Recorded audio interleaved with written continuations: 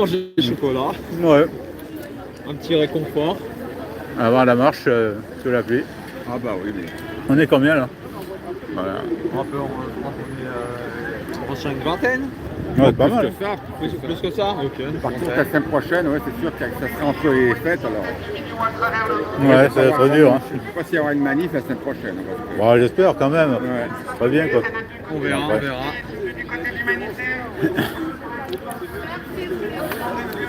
Ouais. Sinon, je t'avais dit pour les... Ouais. que le prix des assurances allait augmenter en 2025. Hein. Assurance habitation, assurance voiture et mutuelle. Alors les mutuelles, ça y est, c'est officiel. Les tarifs vont augmenter de 6% l'année prochaine, en 2025. Après, une hausse de 26% en 5 ans. Hein. Alors ça représente un budget maintenant, les mutuelles. Hein. Puis moi, je suis retraité en plus, il n'y a pas la part de l'employeur, c'est fini. Hein. Moi, je paye 115 € par mois. J'ai une option, j'ai deux options supplémentaires. Hein. J'ai une très mauvaise dentition et très mauvais yeux, mais ça augmente de 15 à 20 € par mois. Donc, les mutuelles, c'est officiel, vont augmenter leur tarif de 6% pour l'année prochaine. Essentiellement à cause de deux raisons. Le vieillissement de la population, hein, parce que tu as beaucoup de personnes âgées maintenant qui ont des multiples problèmes de santé, des ALD et tout. Il y a ça. Il y a le fait aussi que la sécurité sociale dérembourse de plus en plus de médicaments. Hein. Donc c'est reporté, la prise en charge est reportée sur les mutuelles qui évidemment augmentent leurs tarifs. Hein. Donc les mutuelles, c'est officiel, vont augmenter leurs tarifs de 6% l'année prochaine. Hein. Maintenant, il y a de plus en plus de mairies. Par chez moi, c'est le cas, mais il y a de plus en plus de mairies en France qui mettent en charge, qui créent des mutuelles de mairie, avec des services basiques, à des coûts modérés. Mais beaucoup de mairies maintenant, il faut se renseigner, proposent des mutuelles à leur population. Il y a aussi la possibilité de contacter des courtiers en assurance qui te feront signer le contrat le moins cher. Voilà. Ouais. Sinon, sur la politique, sur l'économie, c'est comme tous les samedis précédents. Alors, il y a quand même un fait nouveau cette semaine, c'est que le journal Le Monde a sorti plusieurs dossiers à charge sur Macron. Alors, c'est quand même... Ouais, c'est jamais vu. Hein. C'est étonnant parce que C'est étonnant. Le Monde le soutenait il à le bout de soutenait à bras, fond, c'est comme le Parisien, c'est comme la presse dans son ensemble. Il soutenait à fond Macron, comme les grands médias. Et là, le journal Le Monde a publié plusieurs dossiers, mais à charge, à fond, contre Macron. Alors, ça commence à sentir mauvais pour lui. Hein. Je sais qu'il y a beaucoup de gens qui espèrent qu'il démissionne, hein. Une élection présidentielle anticipée, comme Le Pen, comme Mélenchon, comme Copé, comme Édouard Philippe. Je ne sais pas du tout si ça va avoir lieu à mon petit niveau. Hein. Mais Le Monde a publié plusieurs dossiers à charge, mais sévères, contre Macron. Alors, je ne peux pas dire tout ce qu'ils disent parce que c'est assez spécial, mais à lire les dossiers du Monde, l'Élysée serait devenu la cage aux folles. Hein. Ouais. Et le Matignon sous Attal serait devenu la cage aux folles. Hein. Faut frapper avant d'entrer, hein, si tu veux, voilà, dans ces palais nationaux. Hein. C'est comme avant à la Comédie Française, ils étaient tous homo là-dedans. Hein. T'avais Jean Le Poulain, t'avais Jacques Charon, t'avais Robert Hirsch. Alors ils étaient tous des homos. Alors il valait mieux frapper à la porte, hein, avant d'entrer autrefois à la Comédie Française. Hein. Ouais, sinon tu pouvais être un peu choqué, quoi, on va dire. Quelqu'un qui n'était pas habitué, il pouvait être un peu choqué par le spectacle qui allait lui être offert. Hein. Mais l'avantage c'est qu'il aura appris des choses, quoi. Voilà. Ouais. Et s'amuser à travestir les jeunes comédiens, la Comédie Française, il s'amusait à travestir les jeunes comédiens qui n'avaient pas du tout leur penchant, comme Michel Galabru, il a souvent raconté Michel Galabru. Voilà, donc il y a des dossiers à charge sur Macron. D'après Le Monde, qui est un journal mainstream, l'Élysée sous Macron, c'est devenu la cage aux folles. Et pareil, ils citent des mots, comment ils se parlent entre eux, et comment ils parlent d'Attal, et comment ils parlent du personnel politique. C'est quand même très très spécial. Hein. J'en avais entendu parler, mais je n'osais pas y croire. Mais si c'est Le Monde qui le dit, quel journal de référence de la bonne intelligentsia, c'est quand même très spécial. Hein. Si l'économie française se portait bien, à la limite, ce qui est très loin d'être le cas, hein, il y a énormément de plans sociaux. On n'a jamais connu autant de faillites d'entreprises depuis quelque temps, de licenciements massifs. Beaucoup l'industrie. Hein. L'industrie française comme l'industrie allemande sont en train de déguster sévèrement là. Hein. Mais donc il y a énormément de licenciements et de faillites d'entreprises en ce moment. Et malheureusement en 2025, on peut penser que ça va poursuivre. Hein. Et puis c'est c'est des savoirs qui se perdent. Hein. Quand une usine ferme, c'est des savoirs qui se perdent, c'est des salariés qui se retrouvent au chômage. Certains, les jeunes, pourront retrouver du boulot, mais les anciens, ça va être très très difficile. C'est parfois des dépressions, des suicides dans certains cas. Donc voilà, c'est absolument grave. Mais enfin, ça n'a pas l'air de préoccuper beaucoup de gens. Hein. Voilà. Donc on va vers une année 2025 qui va ressembler beaucoup à l'année 2024, peut-être en plus grave, avec des licenciements massifs, des faillites d'entreprises. Voilà. Ça rejoint toutes nos conversations tous les samedis. Hein. Ça va mal, ça va très mal. Et Trump ne nous fera pas de cadeau. C'est America First. Il va peut-être même essayer de rapatrier des usines, enfin des industries européennes, du moins celles qui restent, des industries européennes aux États-Unis, parce que le coût de l'énergie est beaucoup moins cher qu'en Europe. Donc Trump ne nous fera pas de cadeau. Quoiqu'à mon avis, c'est plutôt l'Asie qui l'inquiète, hein, la Chine que l'Europe, mais il ne nous fera pas de cadeau. L'Allemagne, qui est la première puissance en Europe, le moteur de la croissance économique en Europe, le premier client et le premier fournisseur de la France, est en récession sévère. 8 trimestres sans croissance, c'est très mauvais pour toute la zone euro. Hein. Voilà. Donc nous, la deuxième puissance, et l'Italie, la troisième puissance, on est guère mieux. En réalité, on est en récession, hein, avec une dette irremboursable et pas de croissance, ou un petit chouïa de croissance financé par le déficit public. Donc malheureusement, c'est pas gai. Pour 2025, c'est pas gai, d'autant plus que la croissance économique dans le monde recule, d'autant plus que, comme je te l'ai dit souvent, la Chine n'est plus le moteur de la croissance économique. C'est fini, ça. C'est le grand scoop de 2024. Officiellement, la croissance est de 5%, mais en réalité, elle est divisée par 2. Pour un pays de 1,5 milliard d'habitants, c'est très inquiétant, et qui avait encore, il n'y a pas longtemps, des chiffres de croissance à plus de 10%. Pour plusieurs raisons que je pourrais t'expliquer. Donc voilà, on peut guère être optimiste pour l'instant. Alors, est-ce que des changements politiques en Europe pourraient améliorer les choses? Est-ce que la démission éventuelle de Macron, enfin moi je ne sais pas s'il va démissionner, hein, mais si la démission éventuelle de Macron en 2025 et si un changement de chancelier en Allemagne en février 2025 pourrait changer et arranger les choses en Europe, je ne sais pas. La situation est très financière et économique de l'Europe est très dégradée. J'ai plutôt l'impression qu'il faudra avoir les yeux rivés sur les États-Unis et sur Trump.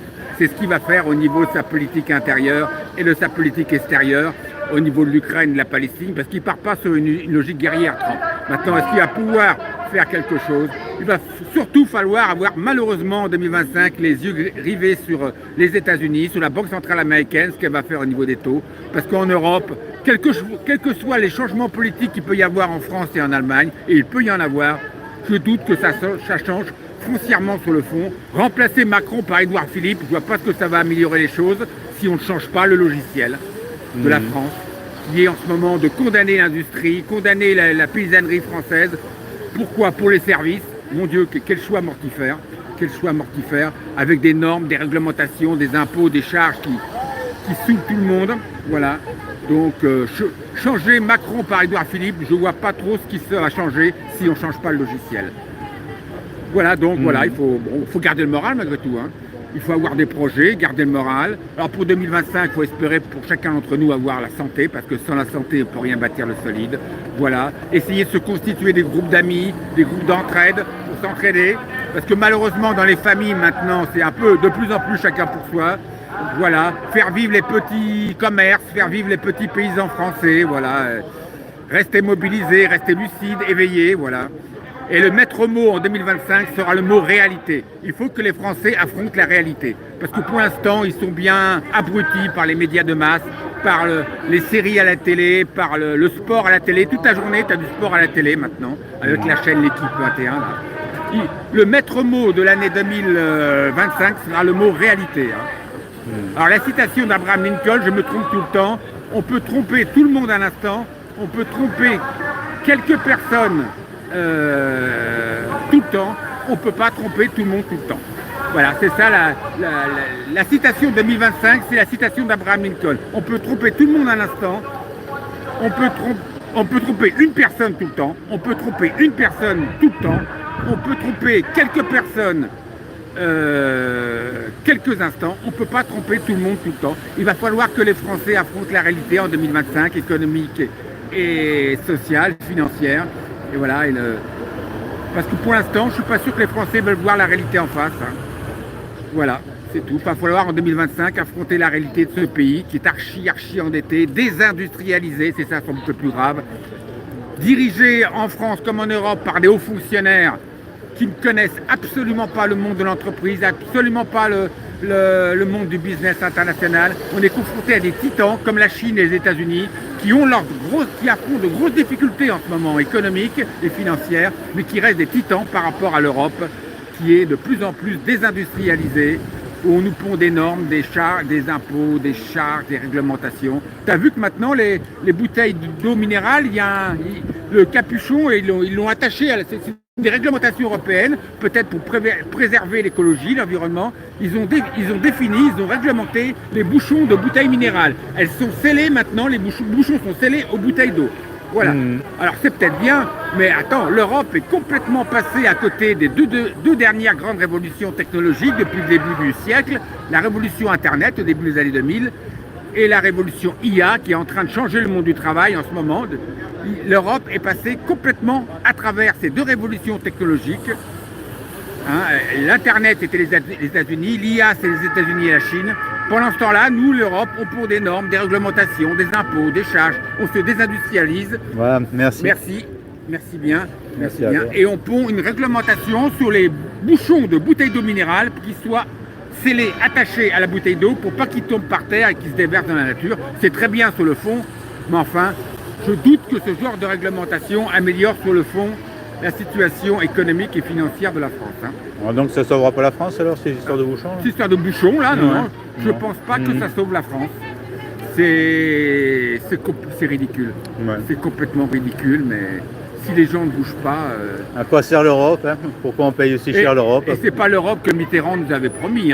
Au début d'une génération, on a connu La sécurité, l'emploi... je me souviens ce que disait Mitterrand. Le plein emploi, l'Europe de la croissance, l'Europe du plein emploi. C'est comme ça que Mitterrand avait défini la future Europe. On en est très très très loin en ce moment, à tel point que la présidente de la Banque centrale, Christine, comment elle s'appelle Van der Leyen. Lagarde, la présidente de la Banque centrale européenne, qui n'est pas une clopoliste, il y a environ 15 jours, 3 semaines, dans une interview, a dit craindre une mort lente de la zone euro. Elle a utilisé l'expression mort lente de la zone euro. Ouais. Bah, évidemment, si on pond des réglementations sur les bouchons de bouteilles d'eau minérale pour qu'ils soient bien scellés à la bouteille, alors que les grandes révolutions technologiques sont faites à l'étranger, nous on fait rien. Et selon toi, ce qui serait préférable, ce serait une mort lente de la zone euro ou une mort rapide? Parce que quand tu es dans les sables mouvants, tu ne peux pas t'en sortir une fois que tu t'en... Enfin, je sais pas, c'est vrai que... C'est compliqué ces questions-là, je sais pas. Ouais, Il aurait mieux valu ne jamais rentrer dans la zone euro, mais maintenant pour en sortir c'est compliqué. La France est dans une situation économique et financière très difficile. Est-ce qu'on peut sortir de la zone euro? J'en sais rien. Ça me fait penser à une citation qu'on racontait sous la Comédie Française, parce que pendant longtemps la Comédie Française, les acteurs, les comédiens avaient un jeu très maniéré, très déclamé. Enfin bon, on disait il vaut mieux ne jamais rentrer à la Comédie Française de peur de ne jamais pouvoir en sortir. Et ben c'est pareil pour l'Europe. Il aurait mieux valu ne jamais y rentrer parce que maintenant c'est très difficile d'en sortir. Mais il est certain que là l'Europe ça devient le Titanic. La zone euro ça devient le Titanic. Et c'est pas du tout ce qu'on nous avait promis, l'Europe de la croissance, l'Europe du plein emploi. Est-ce qu'on peut en sortir? Je ne sais pas. Là ça dépasse mes limites. Je ne sais pas parce que ça va. Si on en sort, ça va être... on n'aura plus la protection de l'euro. On reviendra quoi au franc avec la possibilité qu'il soit sans cesse dévalué? Je ne sais pas, parce qu'on n'est pas du tout en bonne position financière et économique. Est-ce qu'on peut sortir de la zone euro? Je ne sais pas. Je pense que tout l'argent sur les comptes partirait comme... Ça risque de provoquer... Ouais. C'est compliqué, je n'ai pas la réponse. Il faut étudier ça avec beaucoup de sérieux parce que il ne faut pas dire des choses comme ça, le nez au vent, le nez en l'air. Ça impliquerait beaucoup de choses et beaucoup de sacrifices pour les Français si on sortait de la zone euro, parce que l'euro nous protège malgré tout. Et alors on a la protection de la zone euro, mais enfin, est-ce qu'elle va durer longtemps? Je ne sais pas. Ouais. Et merci, Merci Fredo. Merci.